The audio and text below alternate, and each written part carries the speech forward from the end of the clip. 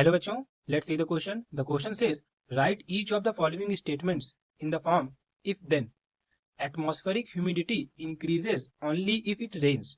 तो क्वेश्चन में क्या बोला हुआ है कि हमें जो क्वेश्चन में गिवन स्टेटमेंट है उसको इफ और देन की मदद इफ और देन इम्प्लीफिकेशन का यूज करके लिखना है.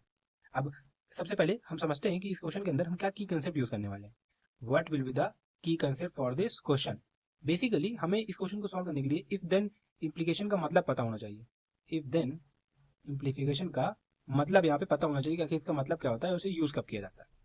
इसको समझने के लिए एग्जांपल लेते हैं. लेट्स से हमारे पास कोई एग्जांपल है, स्टेटमेंट गिवन है पी और दूसरा स्टेटमेंट है क्यू.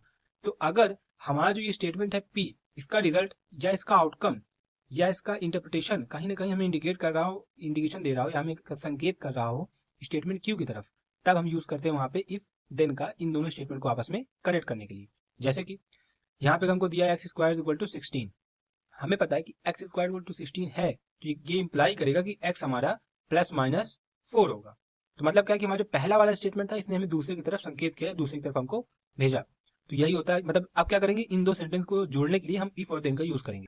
अब हम क्वेश्चन में जो स्टेटमेंट गिवन है उसको रीड करते हैं और इसको लिखते हैं इफ और देन की मदद से. तो क्वेश्चन में क्या बोला हुआ है हमको यहाँ पे, it is given that atmospheric humidity increases only if rains. मतलब अगर बारिश होगी तो एटमॉस्फेरिक ह्यूमिडिटी इंक्रीज कर जाएगी.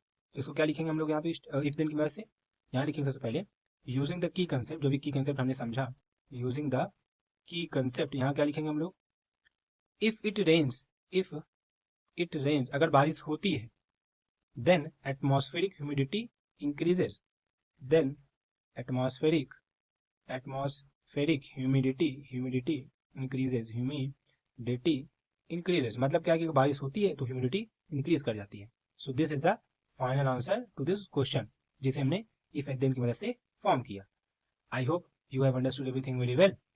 Thank you and all the best.